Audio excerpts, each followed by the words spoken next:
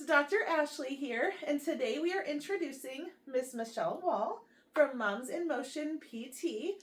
She focuses a lot on our set of patients and friends within our office because we have a lot of moms who have had kids or women preparing to have kids that have seen some pelvic floor challenges or really want to find out if that is one of the things that they should focus on. So we get to refer a lot of our moms and families to Miss Michelle. So we're going to let you know a lot more about what she does. So she's going to explain kind of what her practice is and who she focuses on and how she can help.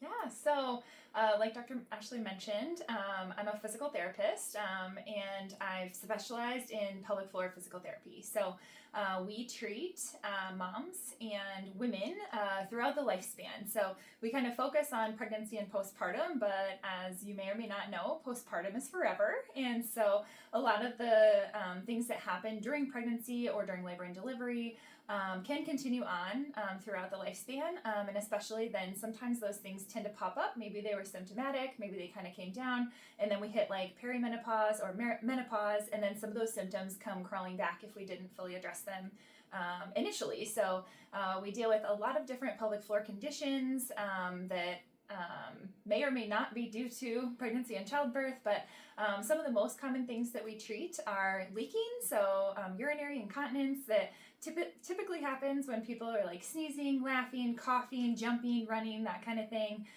Pelvic organ prolapse, which a lot of times feels like heaviness or pressure in that perineal area. And then pain with intercourse is a huge thing that we treat, especially postpartum.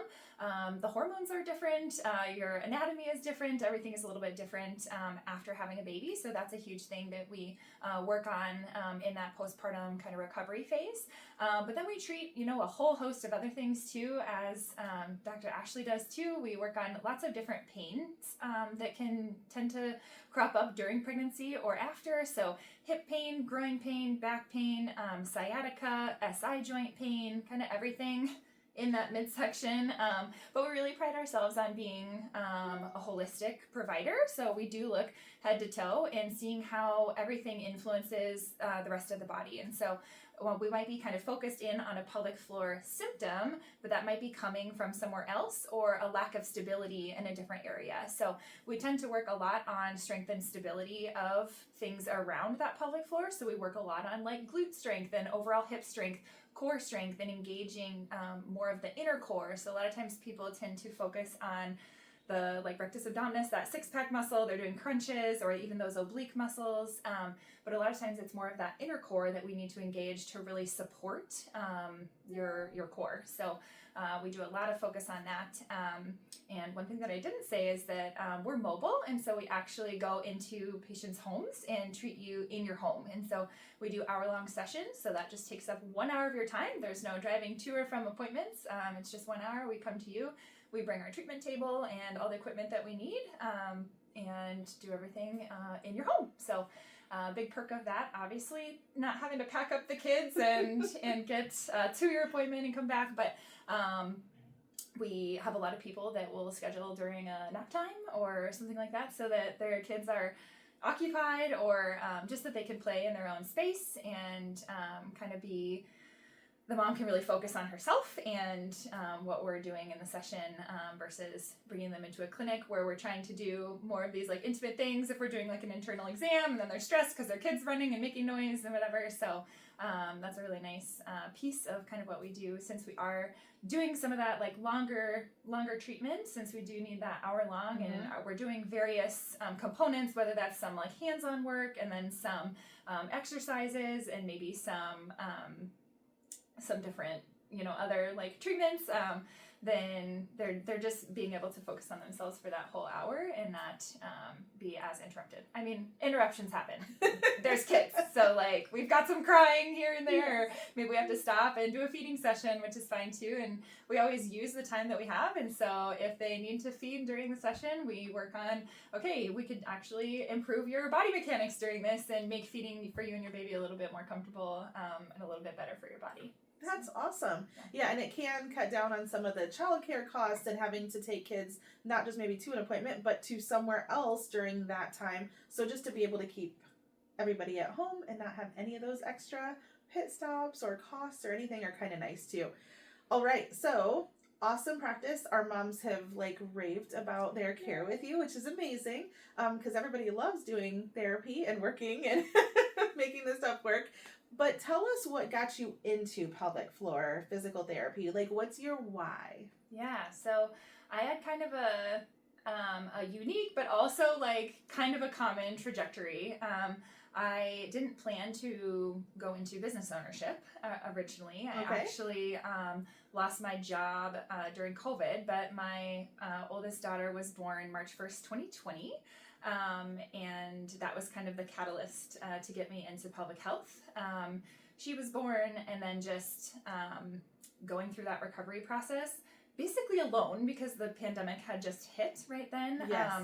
I felt like I didn't really know what I was doing. I was not in pelvic health prior. I was working at an orthopedic practice. Okay. But I felt like as a physical therapist, I was still like a huge step ahead of like the general population because I knew some rehab principles and you know I had a public health unit in school, and so I knew like a little bit, but I still felt like pretty lost overall in terms of like how do I recover and how do I get back into exercise and that kind of thing. So that is kind of what sparked my interest in the pelvic health realm.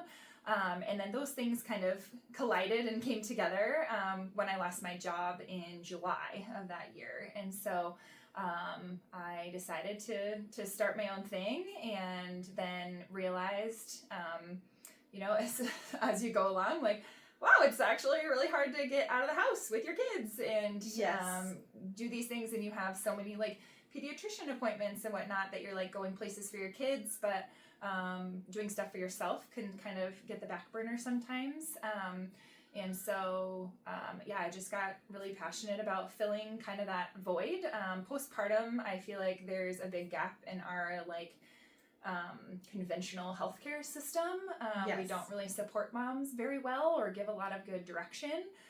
So I'm really thankful for what you do in helping support moms, and especially supporting the nervous system, because that's like that huge transition between hormones and just like cognitive load of like keeping a little human alive that there's no like handbook for.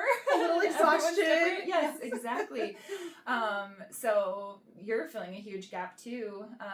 But then again, that piece of just like coming to them, a lot of times that's like their last priority is themselves. Yes. And so I just have become a lot more passionate in serving moms in that area. And then one other kind of big piece actually was, so I actually started my practice I was like getting the ball rolling with all of the like legal stuff in the end of 2020. And then at the beginning of 2021 is when I started actually seeing patients. Okay. And in January of 2021, I actually had a miscarriage, and I was out of the state for that. And I don't know what I expected, because I know our medical system, and so I shouldn't have had very high expectations, but I received just like a my chart message from the nurse relaying from the doctor, like, it probably wasn't anything you did, you know, and go ahead and wait a few cycles and then try again. And that was like the only interaction I had with my doctor and with the medical system, and I was like, how do I know if everything's okay? Yes. Like if I need to get any further treatment or whatever. There was just like a very huge disconnect. And I feel like that was actually even more of a catalyst to like get me going into I can completely see that. Maternal health. Because I think that as a society, we don't take care of our moms like we should. No. And so that really just sparked something in me. A little advocacy for exactly. some I just moms. want to be a voice. And so that's kind of what I'm trying to do on social media, is just like to be a voice. Yes.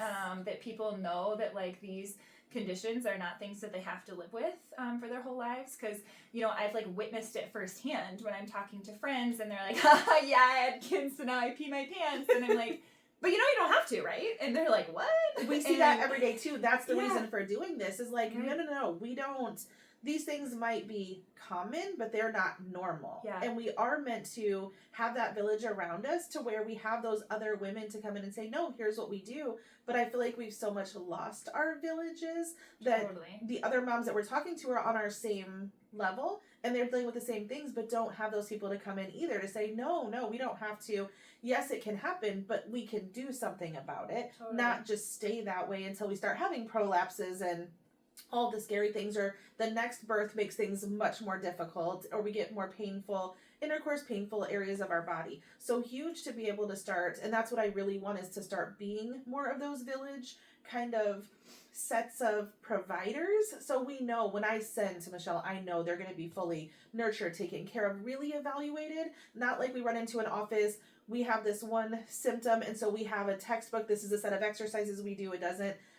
It's not super individualized. It's not super taking them into as much account as I would like to see, just from my experience with going through PT. And I have loved everyone I've worked with, but there's different levels of how much care we take of people. And I am very specific about who I refer to, especially when we are dealing with moms, because they are so exhausted. I always say fourth trimester is probably, if you can get through that, you can get through almost anything in your whole life. You're doing everything with almost no sleep, with almost no resources, with almost no one helping you. And a lot of times you'll have this one baby, but you might have a toddler or a little bit bigger kiddo, and you're having to manage all of those needs with one person. And so to be able to say, no, you're not alone, and no, these symptoms are not what you have to deal with for forever. We can absolutely come around you and do some things, are so huge. So advocacy and being there for moms and women are so huge, because I feel like that us group of people have been very neglected in that medical world for a long time. Even our just general pain. It's documented through research and history that it's been very downplayed in the medical system, that we don't get the same amount of help and care and all those things when we are hurting or having symptoms. It's kind of like, oh, that's fine, it's normal, it's in your head, all of those things. And to say, no, we have objective measures to test and know and be able to help is just so huge for people. Yeah. So I love your why. That's so amazing. So if our women, our moms, the people watching are like, I absolutely need to connect with her, I need to find out more, or I want to start working with her, what is the best way to connect with you? The best way is through our website. We have a appointment request form on there, and our number to call, either one of those, but probably the request form is the easiest, because you're putting your information in there, and then we just connect with you. Perfect. And all of those ways to connect will also be linked in the bio, so it'll be a super point and click kind of way to be able to connect. Anything else that's super important or you'd like moms to know based on either practice, or if you're feeling these things, it's very worth reaching out and we can say, yep, that's something we can absolutely help with, or there might be something else to look into. Any of those tidbits that are kind of like, I keep seeing this and I wish more people knew about it. Yeah. Well, one thing I'll just highlight is that we actually do a birth prep series, which I think is pretty unique to our practice, is that we help work on exercises that open up the pelvis to help baby get in a good position to descend. We work on things that your partner can do to support you with like hands-on stuff, which I think is really nice when we're working with some partners. It might be the first time that they're actually getting like hands-on, and we don't really want labor, a stressful time, for that to be the first time. So even if you have a doula that might be able to kind of coach you through some of those movements, it's nice to just practice those ahead of time and work on that feedback, like from your partner, like, what does that feel like, and do we need more pressure and that kind of thing, and just practicing like build some of that stamina too, because and dads a lot of times want to be involved and they have no idea what to do other than just stand there and maybe hold your hand or to be understanding, but what can I physically actively do? So that's pretty kind of awesome. Job. Yes. And then we also work on some pushing practice, and so that's another thing that you don't generally get from your provider until like, okay, it's time to push, and then you just kind of experiment. So we do some pushing practice and try some different techniques. We work on some different breathing techniques and some different like vocalizations that you can use, and we give you feedback on which ones are like more helpful for relaxing that pelvic floor, which doesn't always translate one-to-one. What you're doing in practice and what you're doing in labor can be different, but it gives you a starting point for like, oh yeah, when I did that one sound, that I was able to relax a little bit better. And so you can practice that and then, hopefully that'll help labor go a little bit smoother. And we've got some really fun I success love stories that, yes. for people we've worked with prenatally, going and then having like what they called it a magical birth. And so Yes. really fun to help people achieve the birth experience that they're really looking for. And I think preparation is really key. Doing some of the things that you're doing to get mom's body in, you know, a good space to allow baby to get in a good position, just neurologically and, you know, physically. And then with us helping with some of those exercises to continue that like opening process, and tends to help people go through a little bit more smooth. And then also just having education ahead of time can be Yes. super helpful, because the more you know, The more tools. the more you know. Yeah. The more tools in our toolbox, the more we can pull from. And Yeah. like you said, it might not feel exactly the same when you're not in labor compared to when you're in labor, but to have 2, 3, 5 things that you can actually do where you wouldn't have any of those things before, Right. you get a chance to be able to find more comfort, relaxation, connection with your partner, connection with baby, things that we just really don't. You know, at least in my experiences with having kiddos and most of the moms that I see, those are not things that they've ever, maybe certain birth classes or birth prep might do those things, but not things that really connect them to their body like pelvic floor Totally. therapy can. So that's awesome. Yeah. Yay. Okay, perfect. So thank you so much Thanks for for hanging having out me. and talking to us. Yeah. And we will see you guys later. Thank